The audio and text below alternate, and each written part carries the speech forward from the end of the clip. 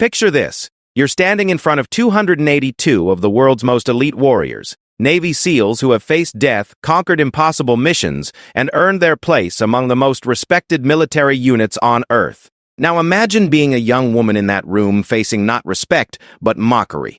Cruel laughter, deliberate attempts to break your spirit and prove you don't belong.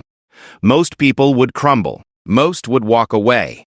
Most would let those voices convince them they were right. But Sarah Mitchell wasn't most people. What happened next in that training facility would become legendary among military circles. In just seconds, this woman who they had dismissed, ridiculed, and attacked would do something so extraordinary that it would silence every critic, earn the respect of every SEAL in that room, and prove that sometimes the most powerful victories come from the most unexpected places. This is the true story of how one woman's moment of truth changed not just her own life, but the entire perspective of some of America's toughest warriors. It's a story about courage, determination, and the incredible power that lies within us when we refuse to let others define our limits. Get ready for a journey that will challenge everything you think you know about strength, respect, and what it truly means to prove yourself when the odds are stacked against you. Sarah Mitchell had always been different from other girls her age. While her classmates were worried about prom dresses and college parties, she was studying military tactics and practicing combat techniques in her backyard. Growing up in a small town in Tennessee, she was the daughter of a retired Marine who had served 3 tours in Vietnam. Her father, James Mitchell, never treated her any differently than he would have treated a son. From the time she could walk, he taught her that strength wasn't about size or gender. It was about heart and determination. By the age of 12, Sarah could outrun most boys in her school. By 16, she had earned her black belt in 3 different martial arts. Her father had made sure she understood that if she wanted to serve her country, she would have to be twice as good as everyone else just to get half the recognition. It was a harsh reality, but one that shaped her into someone who never accepted second place. After graduating high school as valedictorian, Sarah shocked everyone by turning down a full scholarship to Princeton. Instead, she enlisted in the military, determined to prove that women could excel in combat roles. Her basic training instructors quickly recognized her exceptional abilities. She consistently scored in the top percentile of every test, both physical and mental. Her marksmanship was nearly perfect, her tactical thinking was advanced, and her leadership skills were natural. But Sarah had bigger dreams. She had heard about a new experimental program that was being tested at the Naval Special Warfare Command Center in California. The program was designed to evaluate whether women could potentially serve alongside Navy SEALs in certain specialized roles. It wasn't about becoming a SEAL herself, but rather about proving that women could contribute meaningfully to special operations in ways that had never been tested before. The selection process was brutal. Out of over 500 applicants from all branches of the military, only 12 women were chosen for the initial screening. Sarah was the youngest at 21 years old. The others ranged from seasoned Marines to Army Rangers, all with impressive service records. The program required participants to undergo modified SEAL training exercises, psychological evaluations, and scenario-based testing that would push them beyond their perceived limits. When Sarah arrived at the Naval Special Warfare Facility in Coronado, California, she immediately felt the weight of skepticism from everyone around her. The base was a fortress of masculine energy, where only the most elite warriors trained. The sight of women arriving for any kind of special operations testing was still controversial and unwelcome to many. The commanding officer of the program, Captain Robert Hayes, was a 20-year veteran who had personally completed multiple deployments with SEAL teams. He had initially opposed the experimental program, but had been ordered to oversee it by higher command. During the initial briefing, he made his position clear to the 12 women who had been selected. "Ladies, I want to be completely honest with you," Captain Hayes said as they stood at attention in the briefing room. "Most of the SEALs on this base don't think you belong here. Hell, I'm not entirely convinced myself. This program exists because politicians in Washington think we need to be more inclusive. But inclusion doesn't stop bullets, and it doesn't win wars." Sarah felt her jaw clench, but she maintained her composure. She had expected this attitude and had prepared herself mentally for it. What she wasn't prepared for was the intensity of the hostility she would face from some of the SEALs who were stationed at the facility. The experimental program was scheduled to last 8 weeks. The women would live in separate barracks but would train alongside active SEAL teams during certain exercises. They would be evaluated on everything from combat effectiveness to how well they integrated with existing military units. The goal was to determine if women could serve in support roles that might occasionally put them in direct combat situations alongside special operations forces. On her first day of actual training, Sarah was assigned to a group that included 4 other women from the program and 8 Navy SEALs. The SEALs had been handpicked for the exercise, supposedly because they were considered to be professional and open-minded. However, it quickly became apparent that not all of them were supportive of the program. The group was led by Senior Chief Petty Officer Marcus Reynolds, a decorated SEAL with over 15 years of experience. Reynolds had a reputation for being tough but fair, and his men respected him completely. However, among his team were several SEALs who made no effort to hide their resentment about having to work with women. Petty Officer First Class Jake Morrison was the most vocal critic. Morrison was 28 years old, had completed 4 deployments, and considered himself to be among the best snipers in his unit. He had grown up believing that military combat was a man's world, and he saw the presence of women as a dangerous social experiment that could get people killed. During the first team meeting, Morrison made his feelings known. "Look, I don't have anything personal against you ladies, but this is not a game. When we're downrange, every person on the team needs to be able to carry their weight and then some. I've seen good men die because someone wasn't strong enough or fast enough when it mattered most." Another SEAL, Petty Officer Second Class Tony Briggs, nodded in agreement. "Morrison's right. We've trained together for years. We know each other's capabilities and limitations. Bringing in new variables, especially ones that haven't been tested in real combat situations, is asking for trouble." Sarah listened to their concerns without responding immediately. She understood their perspective even if she disagreed with their conclusions. These men had earned their positions through years of grueling training and dangerous missions. They had every right to be protective of their standards and traditions. However, what bothered her was the underlying assumption that women were automatically inferior or incapable. She had spent her entire life proving herself in male-dominated environments, and she was determined to do it again. The first week of training focused on basic integration exercises. The mixed groups worked on communication drills, equipment familiarization, and scenario planning. Sarah quickly proved that she could keep up with the physical demands and contribute meaningfully to tactical discussions. Her scores on written tests were consistently among the highest in the group, but physical performance and test scores were just the beginning. The real test would come when they moved into live-fire exercises and high-stress simulations that more closely resembled actual combat situations. As the days passed, Sarah began to notice a pattern. While Senior Chief Reynolds and several other SEALs treated the women with professional respect, Morrison and a few others seemed determined to prove that the women didn't belong. They would make subtle comments about equipment being too heavy for women to carry effectively. They would question tactical suggestions from the women more aggressively than they would from male teammates. And they would share stories about combat situations where they implied that physical strength differences between men and women could be life-threatening. The tension came to a head during a particularly challenging training exercise in the second week. The mixed teams were tasked with a simulated rescue mission that required them to navigate through difficult terrain, neutralize hostile targets, and extract a high-value individual under time pressure. Sarah's team was doing well until they reached a section of the course that required team members to help each other climb over a 12-foot wall while carrying full combat gear. When Sarah's turn came to be lifted over the wall, Morrison deliberately made the process more difficult than necessary. "Come on, Mitchell," he said loudly enough for others to hear. "This is basic stuff. If you can't handle a simple wall climb, how are you going to perform under real pressure?" Sarah completed the obstacle successfully, but Morrison's comment had been designed to undermine her confidence and make her look weak in front of the other SEALs.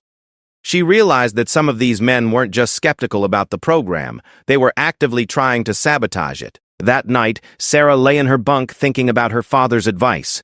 He had told her that she would face people who would try to break her spirit, but that the only way to truly defeat them was to perform so exceptionally that their criticism became irrelevant.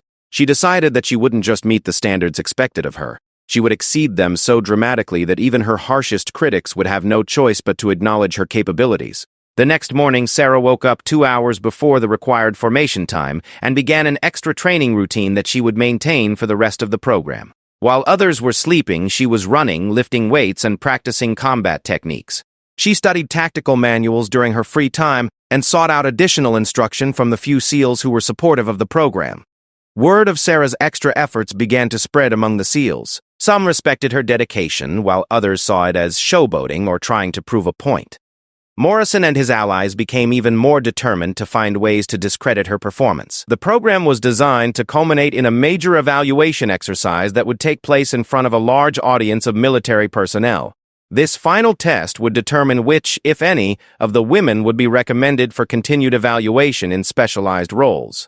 As Sarah prepared for this ultimate challenge, she had no idea that the exercise would turn into something far more dramatic than anyone had planned. The stage was being set for a confrontation that would test not just her physical abilities, but her character and determination in ways she had never imagined. The whispers and doubts of her critics were about to be silenced in the most unexpected way possible. By the third week of the program, the dynamics within Sarah's training group had become increasingly tense. What had started as professional skepticism from some of the SEALs had evolved into something more personal and vindictive. Morrison and his allies seemed to take every opportunity to undermine the women's confidence and create situations where they might fail. The breaking point came during a combat simulation exercise that was designed to test decision-making under extreme stress.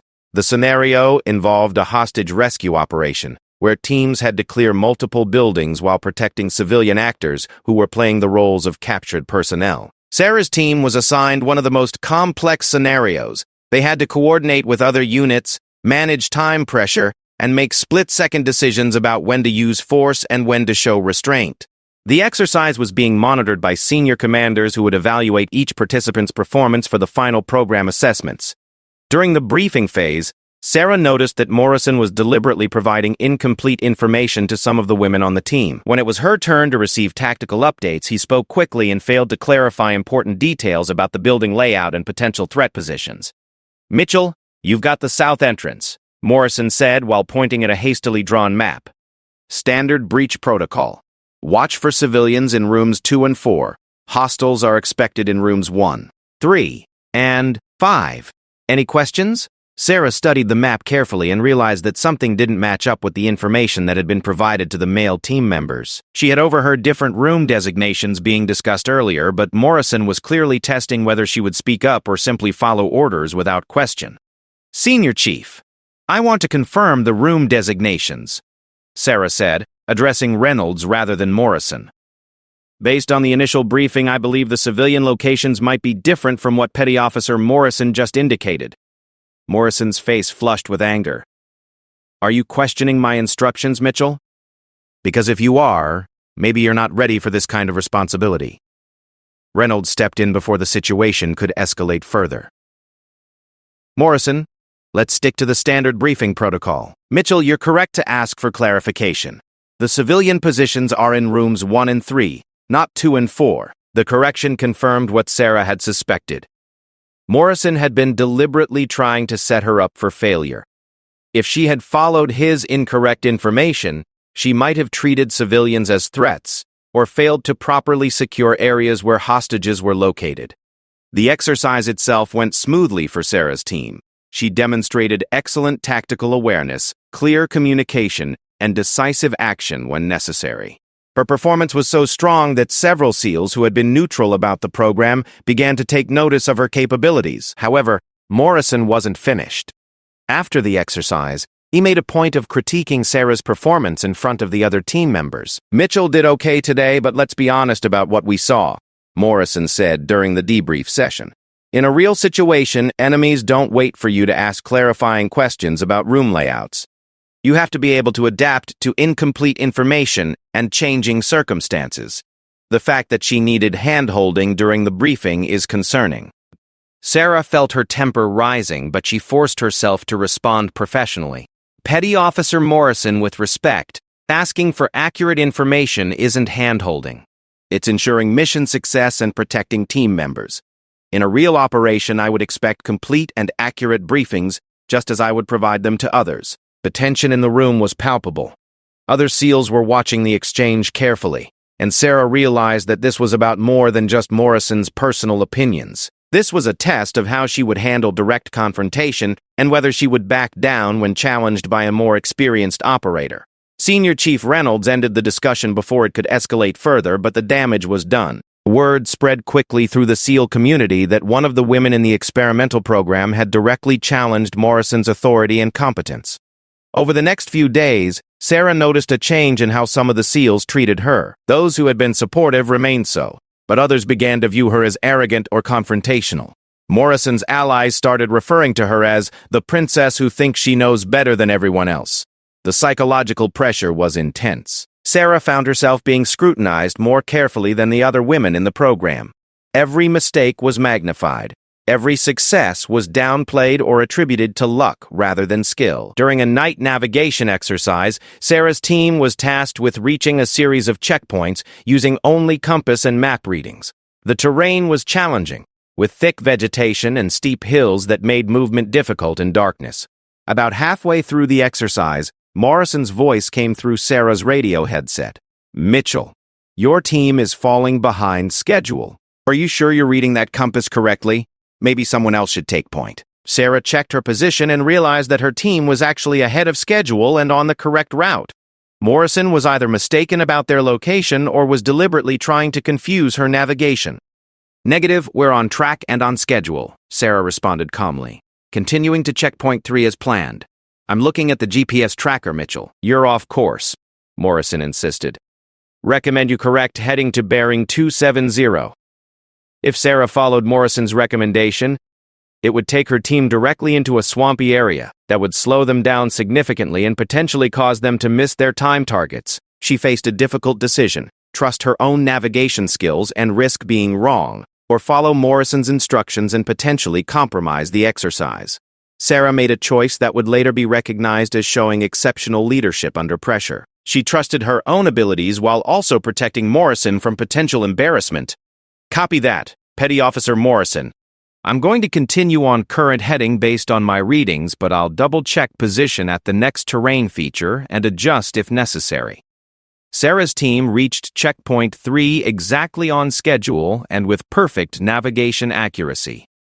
When Morrison's team arrived 15 minutes later, it became clear that he had been the one with incorrect position information. Rather than apologize or acknowledge his mistake, Morrison became even more hostile toward Sarah.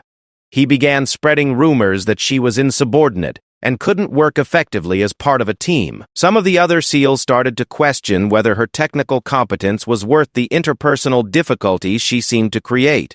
The situation reached a crisis point during a live-fire exercise in the 5th week of the program. Teams were required to clear a mock urban environment using live ammunition while protecting civilian actors and neutralizing hostile targets. Safety protocols for live-fire exercises were extremely strict. Every movement had to be coordinated. Every shot had to be accounted for, and team members had to maintain constant communication to prevent accidents. Sarah was assigned as the primary shooter for her team's entry into the final building of the exercise. This was considered to be the most challenging and important role, as it required split-second decisions about when to engage targets while ensuring the safety of hostages.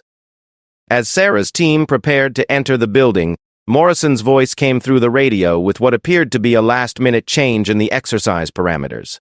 "All teams, be advised we have new intelligence indicating additional civilian personnel in the target building.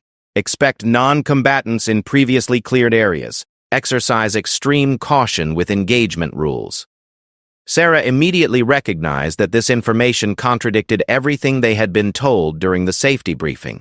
The exercise controllers had specifically stated that all civilian actors would be in predetermined locations, and that certain areas were free-fire zones where any targets could be engaged without hesitation. Morrison's announcement would force teams to hesitate and double-check targets in areas where quick action was supposed to be rewarded. It was either a genuine last-minute intelligence update or another attempt to create confusion and potential failure. Sarah made a decision that demonstrated both her tactical intelligence and her understanding of safety protocols. She requested confirmation of the new intelligence directly from the exercise controllers, rather than relying on Morrison's announcement. "Control, this is Team 3 requesting confirmation of additional civilian positions in target building." Need verification before proceeding with final phase. The response came back immediately. Team 3, negative on additional civilians. All non-combatant positions remain as briefed. Proceed with original engagement rules. Morrison's false information could have caused Sarah's team to fail the exercise by being overly cautious in situations where decisive action was required. Worse, it could have led to safety violations if other teams had followed his incorrect guidance. When the exercise was completed, Senior Chief Reynolds conducted a thorough review of radio communications and discovered Morrison's unauthorized modification of the exercise parameters. The incident resulted in a formal counseling session for Morrison and increased scrutiny of his behavior toward the women in the program. However, rather than backing down, Morrison seemed to become more determined to prove that women didn't belong in special operations roles. He began recruiting other SEALs to his cause, arguing that Sarah's challenges to his authority were disruptive to unit cohesion and potentially dangerous in real combat situations. The controversy created a divide within the SEAL community at the base. Some operators respected Sarah's competence and professionalism, while others saw her as a troublemaker who was causing unnecessary drama and conflict. As the program entered its final phases, Sarah realized that her ultimate test wouldn't just be about demonstrating physical or tactical abilities. She would have to prove that she could succeed despite active opposition from some of the very people she was supposed to work alongside. The stage was being set for a confrontation that would force everyone involved to confront their assumptions about gender, capability, and what it truly meant to earn respect in one of the military's most exclusive communities. Sarah's moment of truth was rapidly approaching, and neither she nor her critics were prepared for how dramatically it would unfold. The final evaluation of the experimental program was scheduled to take place during the 7th week, and the entire Naval Special Warfare Command was buzzing with anticipation.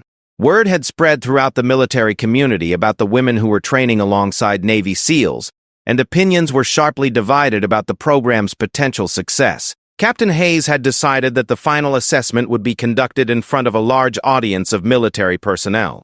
The purpose was partly to ensure transparency in the evaluation process, but also to demonstrate to skeptics throughout the armed forces that the testing was rigorous and legitimate. The venue chosen for the final exercise was the base's main training facility, which could accommodate nearly 300 observers in bleacher seating overlooking a complex training course. The course itself was designed to test every aspect of special operations capability: physical endurance, marksmanship, tactical decision-making, leadership under pressure, and the ability to work effectively as part of a team. As news of the public evaluation spread, requests for observer passes began pouring in from throughout the military. Active duty SEALs from other bases wanted to see how women would perform under the intense scrutiny of their peers. Officers from other special operations units were curious about the implications for their own potential integration programs. Military academics and researchers saw an opportunity to gather data about gender integration in combat roles. By the week before the evaluation, the observer list had grown to 282 military personnel, including some of the most decorated and respected special operations veterans in the country. The pressure on the participating women was enormous, as they knew their performance would influence policy decisions about female participation in combat roles for years to come. Sarah was acutely aware that she had become the focal point of much of the attention and controversy surrounding the program. Her confrontations with Morrison and her consistently strong performance had made her both a symbol of the program's potential and a target for those who opposed it. In the days leading up to the final evaluation, Sarah noticed an increase in the subtle psychological warfare being waged against her. Morrison and his allies had recruited additional SEALs to their cause, and they seemed to be coordinating their efforts to undermine her confidence and preparation.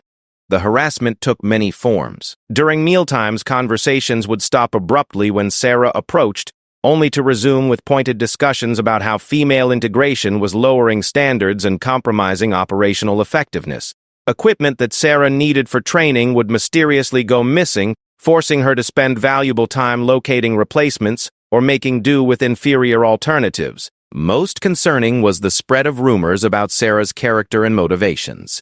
Some SEALs began claiming that she was more interested in publicity and making political statements than in actually serving effectively. Others suggested that her academic achievements and tactical knowledge were the result of special treatment rather than genuine capability. The psychological pressure was intensified by the knowledge that failure in the final evaluation wouldn't just affect Sarah personally.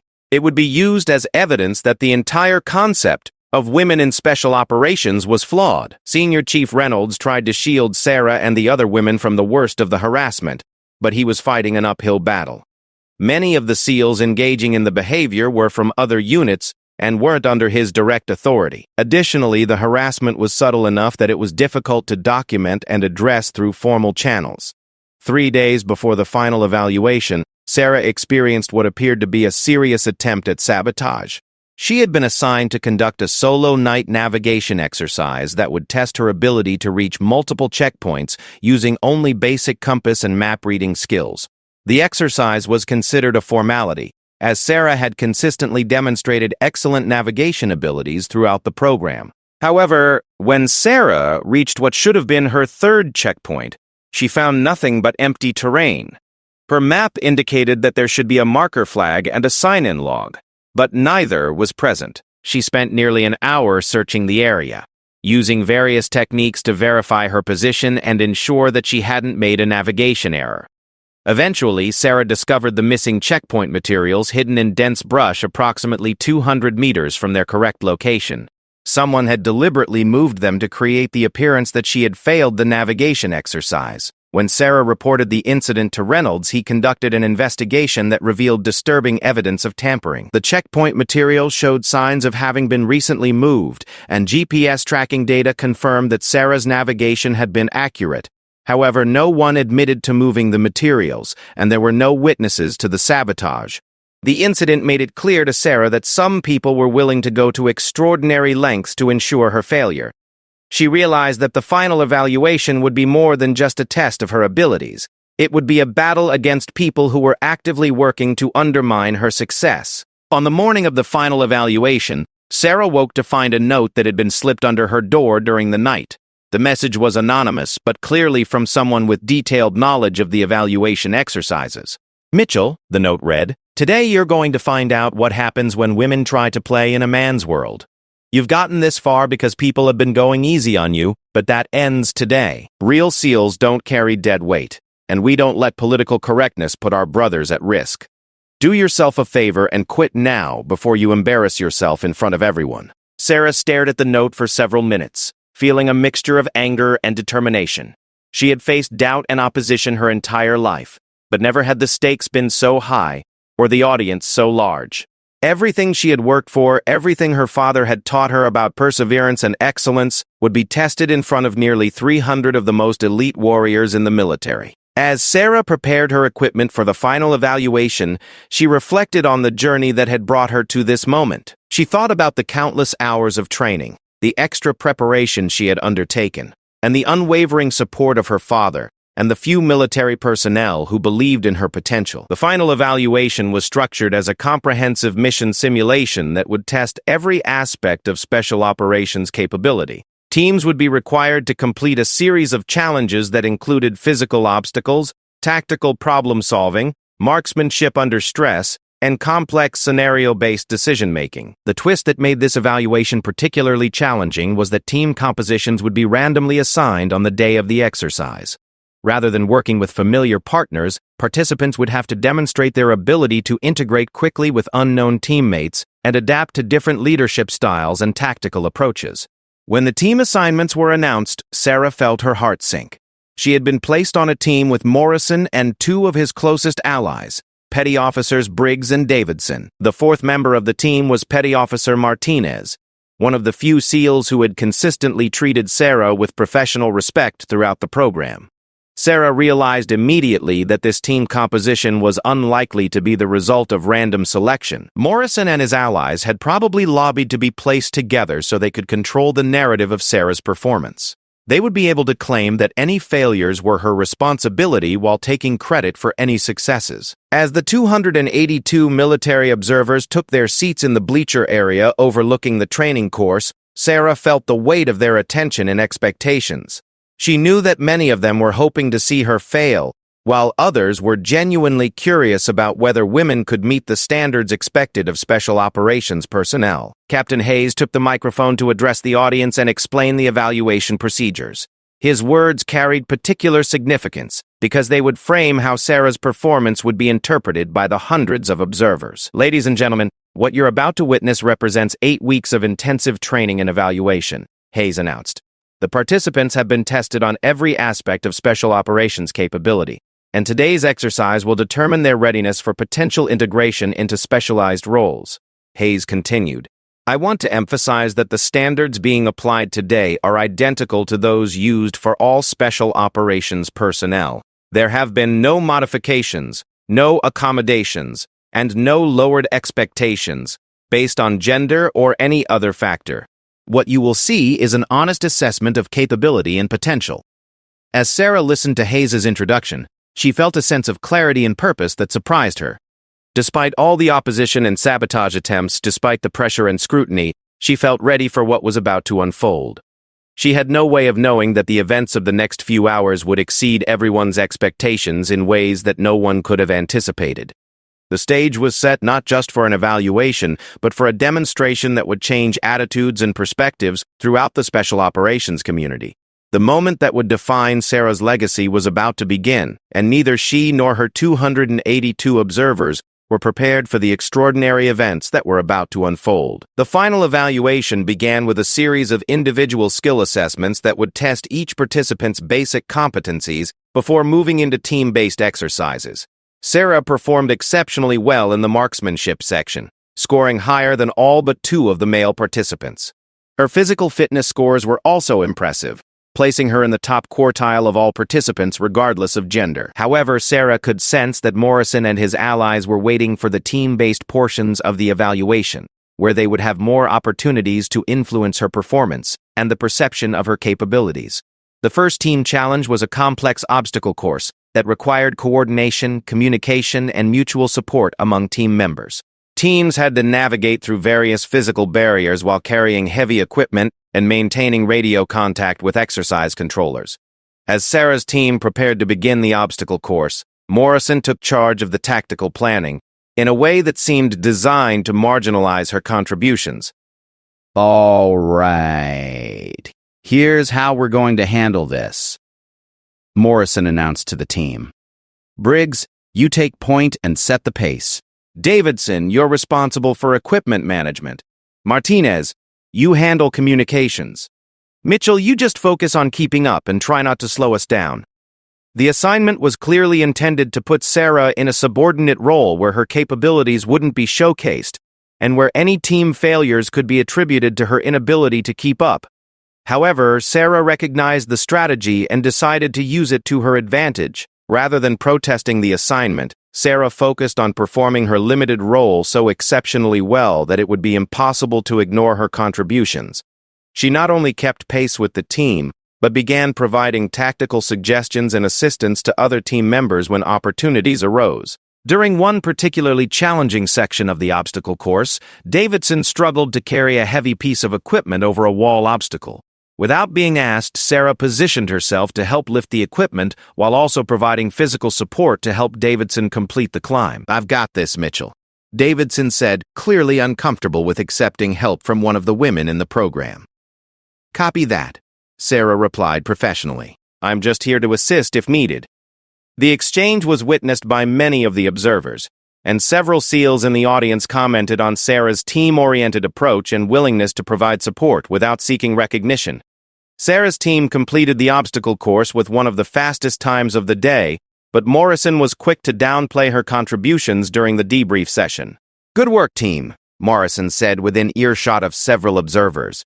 Briggs set an excellent pace, Davidson managed the equipment effectively, and Martinez kept us in communication with control. Mitchell did fine following directions and staying out of the way.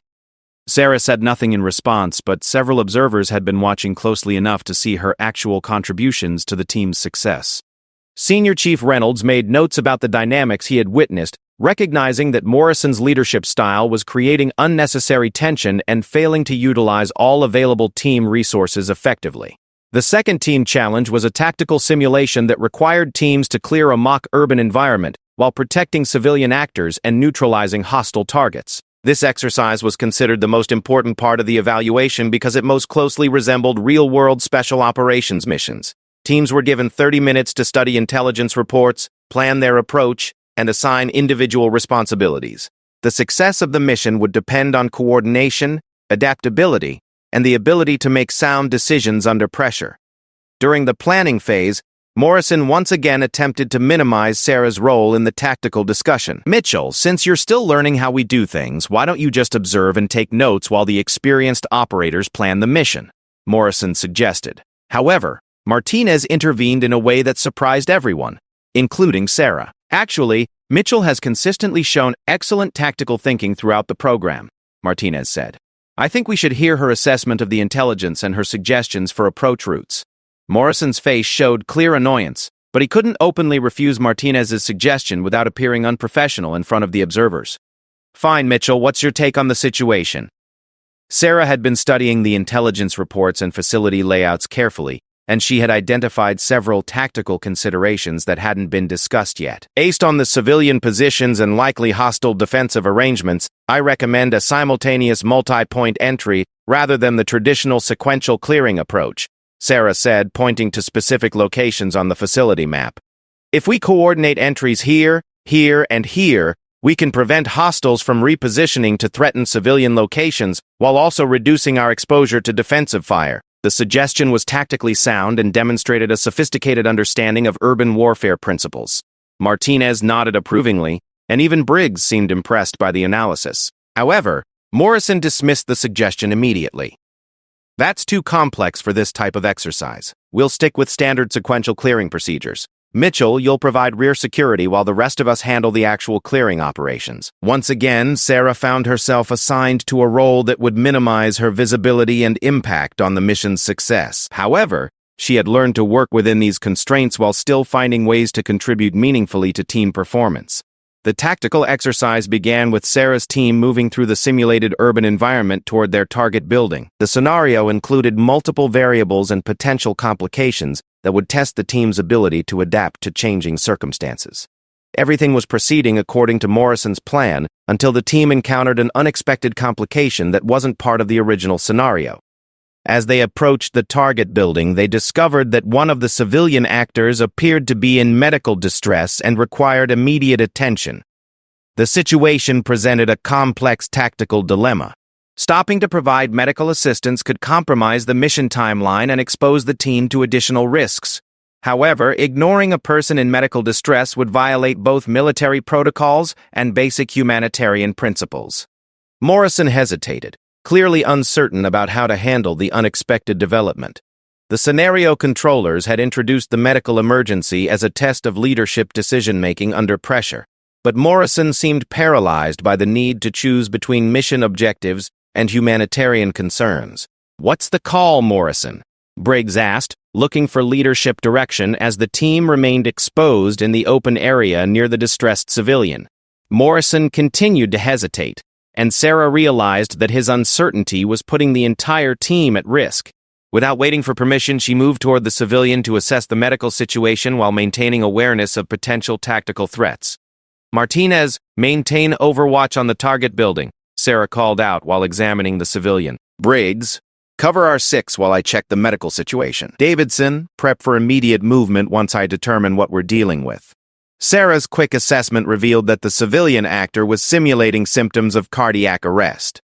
She immediately began appropriate medical intervention while simultaneously coordinating with her team members to maintain tactical security. This person needs immediate medical evacuation, but we can't compromise the mission or leave civilians in the target building unprotected, Sarah announced.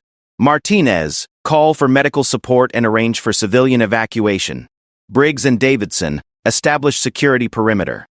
We'll continue with the original mission once medical personnel arrive to handle this situation. Sarah's decisive action and tactical coordination impressed the observers and resolved the scenario complication effectively. However, Morrison was clearly angry about being upstaged and having his leadership authority undermined in front of such a large audience. As the medical evacuation was arranged and the team prepared to continue with their mission, Morrison made a decision that would have serious consequences for everyone involved.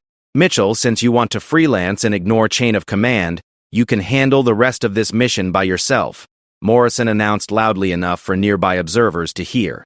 The rest of us will observe your solo performance and see how well your tactical theories work in practice. Sarah realized immediately that Morrison was trying to set her up for failure by isolating her from team support and forcing her to complete a mission designed for multiple operators. The scenario controllers hadn't planned for this development, and they were uncertain about whether to intervene or allow the situation to play out. Captain Hayes, who was observing the exercise closely, recognized that Morrison's decision was outside the parameters of the evaluation and potentially dangerous. However, he also saw an opportunity to observe Sarah's performance under the most challenging possible circumstances. Exercise controllers modify scenario parameters to accommodate solo operator approach, Hayes announced over the radio. All observers maintain position and prepare to evaluate individual performance under extreme conditions. Sarah found herself facing the ultimate test of her capabilities and determination. She would have to complete a complex tactical mission without team support, under the intense scrutiny of 282 military observers, while dealing with the knowledge that Morrison and his allies were hoping for her failure. The moment that would define her legacy and change attitudes throughout the special operations community was about to unfold in ways that no one could have anticipated. Sarah was completely alone, facing the greatest challenge of her military career, with nearly 300 people watching to see whether she would rise to the occasion or be broken by the pressure. What happened next would exceed everyone's expectations and create a legend that would be remembered throughout the Navy SEAL community for decades to come. Sarah stood alone in front of the target building, acutely aware that 282 pairs of eyes were watching her every move. The weight of the moment was overwhelming, but she forced herself to focus on the tactical situation at hand. She had 30 minutes to clear a 3-story building, neutralize multiple hostile targets, and safely extract 3 civilian hostages without any team support. The building layout was complex with multiple entry points, numerous rooms, and several potential ambush positions. Under normal circumstances, this type of mission would require a minimum of 4 operators working in coordinated pairs. Attempting it solo was considered nearly impossible, even for the most experienced SEALs. But Sarah had been preparing for this moment her entire life, even though she hadn't known it would come in exactly this form. Every hour of extra training, every tactical manual she had studied, every lesson her father had taught her about perseverance under pressure had led to this defining moment. Sarah began by conducting a rapid reconnaissance of the building exterior, identifying potential entry routes and escape paths, while remaining aware of observation positions where hostile forces might be waiting. Her movements were fluid and precise, demonstrating the tactical awareness that had impressed instructors throughout the program. As she circled the building, Sarah noticed something that the scenario controllers had overlooked in their planning. There was a maintenance ladder on the building's east side that provided access to a second-story window that wasn't covered by the expected defensive positions. It was a tactical opportunity that required precise timing and exceptional physical capability to exploit effectively. Rather than using the conventional ground-floor entry points where hostile forces would be expecting her, Sarah made the decision to attempt a vertical insertion through the second-story window. This approach would allow her to begin clearing the building from an unexpected direction while potentially avoiding the heaviest defensive concentrations. The observers in the bleacher area watched in fascination as Sarah scaled the maintenance ladder with her full combat equipment. Her movement was smooth and controlled, demonstrating both physical strength and tactical intelligence that exceeded what many of them had expected from any of the program participants. As Sarah reached the second-story window, she paused to listen for movement inside the building. Her training had taught her to use all available senses to gather intelligence before entering potentially hostile environments. After detecting what sounded like multiple people moving on the ground floor, she made her entry through the window with textbook precision. The second floor of the building contained 2 rooms that were supposed to contain hostile actors, but Sarah's unexpected entry route had caught them completely off guard. She cleared both rooms in rapid succession, neutralizing the threats with training ammunition while maintaining awareness of potential civilian locations. What happened next would be talked about in Navy SEAL circles for years to come. As Sarah prepared to move to the ground floor where the civilian hostages were located, she heard sounds that indicated the hostile actors were attempting to reposition themselves to counter her unexpected approach. Rather than proceeding with a conventional room-by-room clearing operation, Sarah made a decision that demonstrated tactical brilliance and exceptional situational awareness. She realized that the building's central staircase could be used as a tactical advantage rather than a vulnerability.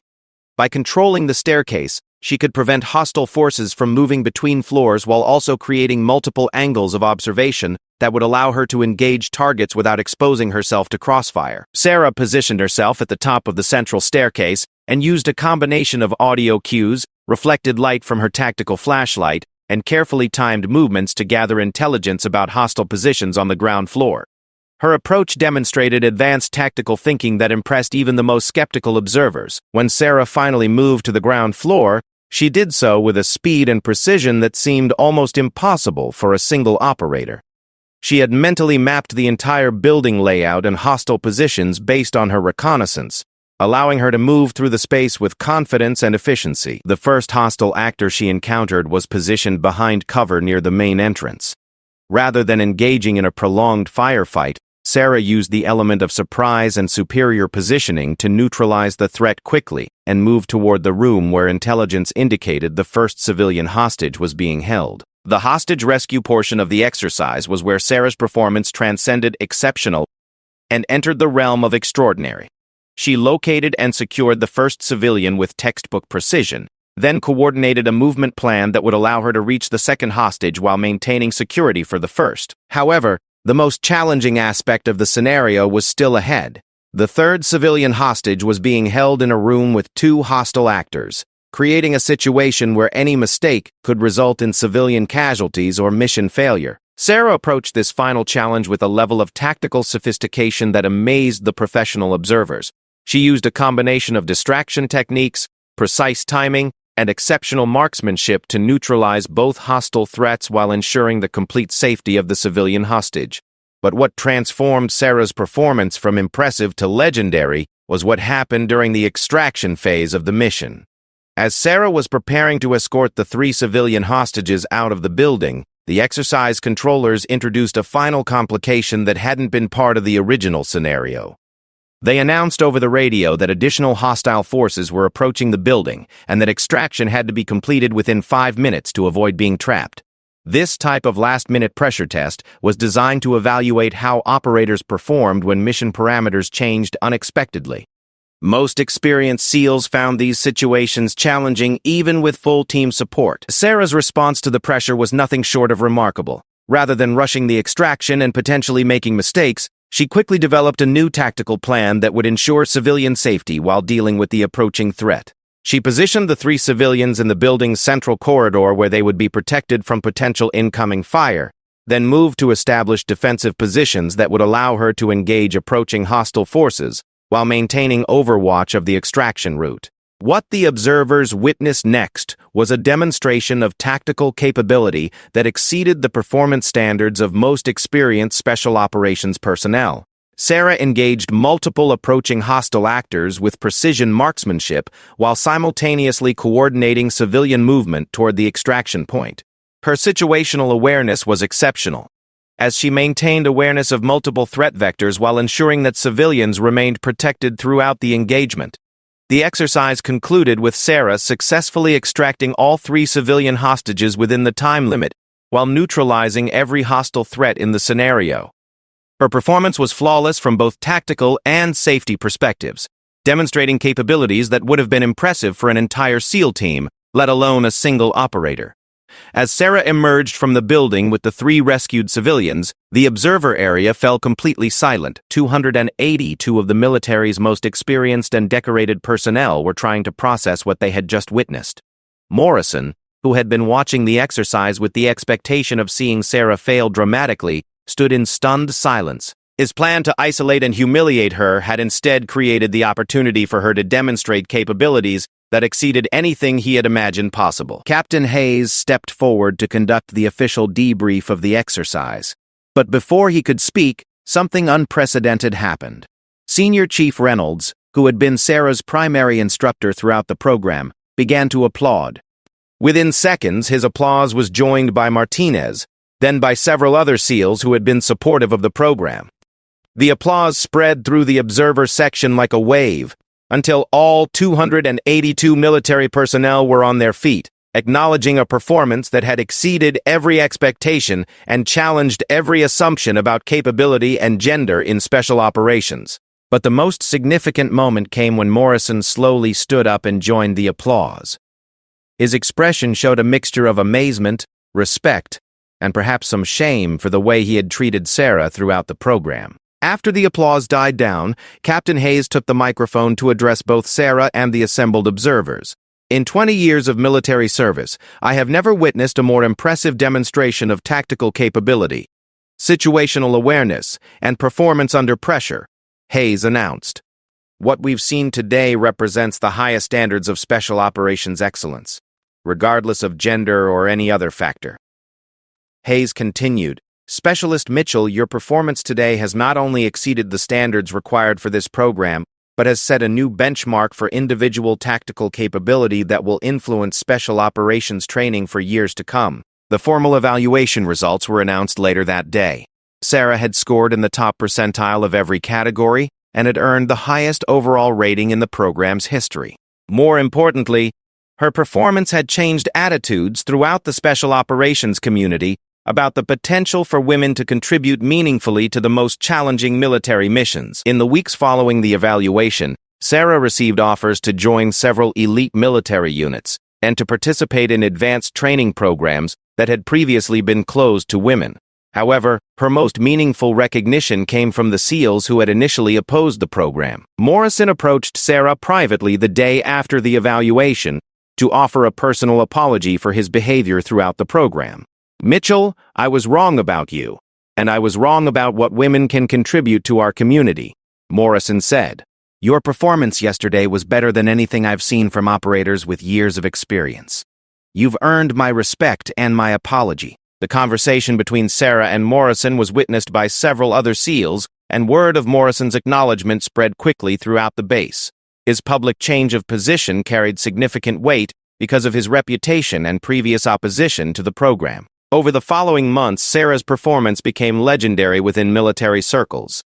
The story of how she had succeeded despite active opposition and how she had transformed critics into supporters through sheer excellence inspired countless other women to pursue careers in special operations and combat roles. Sarah's achievement had implications far beyond her personal success.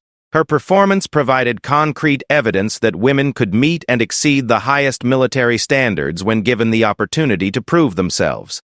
This evidence influenced policy decisions about gender integration throughout the military and opened doors for future generations of female service members. Years later, when military historians studied the integration of women into special operations roles, they would point to Sarah Mitchell's performance in front of 282 Navy SEALs as the moment when perception shifted and possibilities expanded. Sarah had not only proven that she belonged among the elite, she had demonstrated that excellence knows no gender boundaries, and that the most powerful victories often come from the most unexpected places. Her legacy would inspire and influence military personnel for decades to come, proving that sometimes the greatest triumphs emerge from the moments when we face our harshest critics and exceed every expectation. They mocked and attacked her. Seconds later, she dropped them in front of 282 SEALs.